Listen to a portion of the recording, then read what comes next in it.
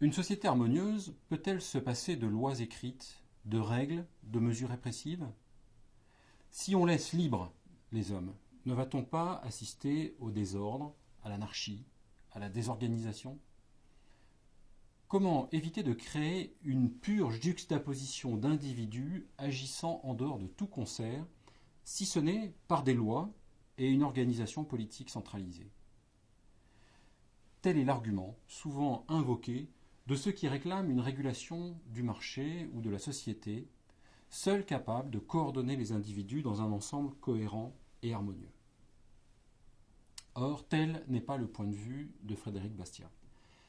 Selon lui, le mécanisme social, comme le mécanisme céleste ou le mécanisme du corps humain, obéit à des lois générales. Autrement dit, il s'agit d'un ensemble déjà harmonieusement organisé. Et le moteur de cette organisation pour la société, c'est le libre marché.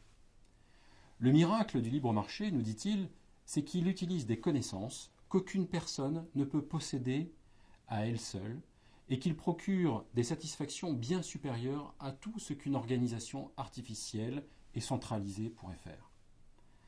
Bastiat prend quelques exemples pour illustrer les bienfaits de ce marché.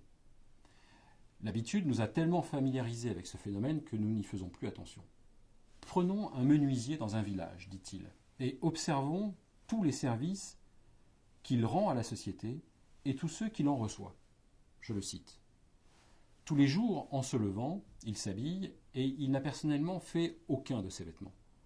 Or, pour que ces vêtements soient à cette disposition, il faut qu'une énorme quantité de travail, d'industrie, de transport, d'inventions ingénieuses ait été accomplie dans le monde entier.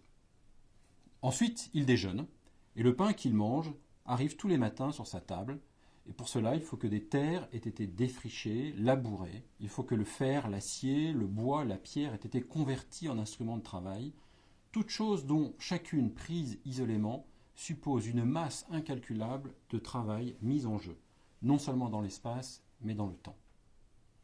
Et poursuit Bastiat, cet homme enverra son fils à l'école pour y recevoir une instruction qui suppose des recherches de longues années d'études antérieures. Il sort dehors, il trouve une rue pavée et éclairée.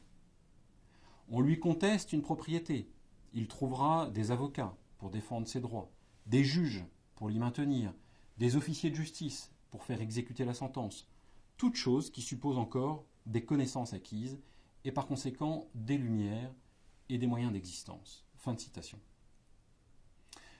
Bastiat décrit le marché comme un outil de coopération décentralisé et invisible.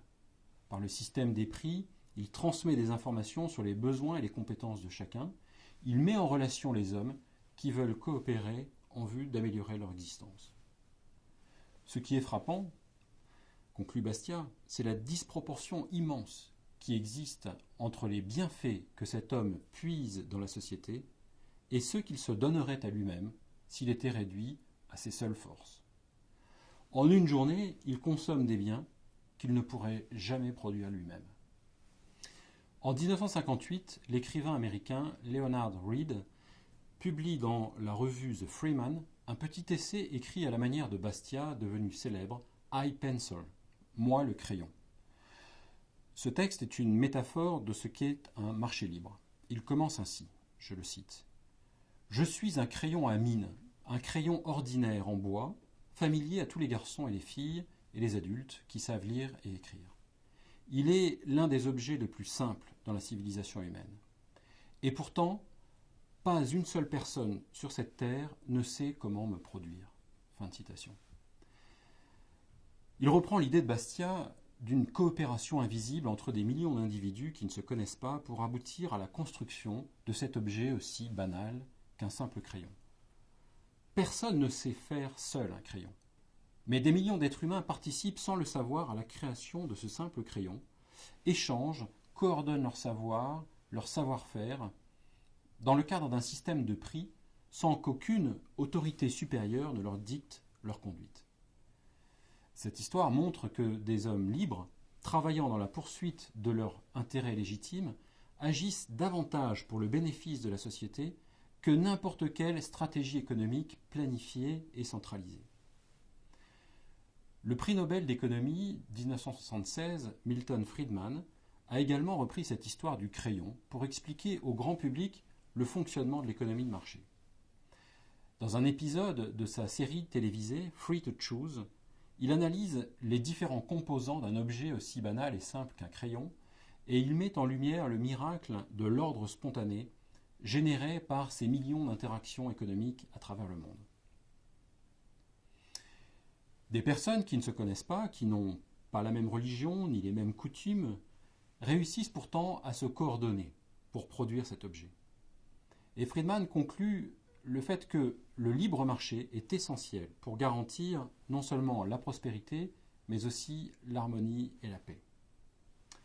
Friedrich Hayek, dans son essai « L'utilisation de la connaissance dans la société » en 1945, expliquait déjà pourquoi l'économie de marché et la décentralisation des décisions sont vitales pour la prospérité.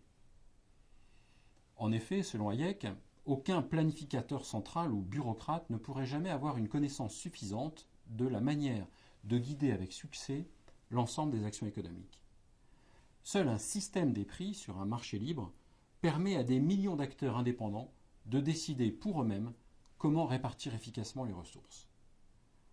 La planification économique, qui prétend faire mieux que le marché, conduit, selon Hayek, non seulement à une mauvaise allocation des ressources, mais aussi à l'hégémonie d'une classe sur une autre.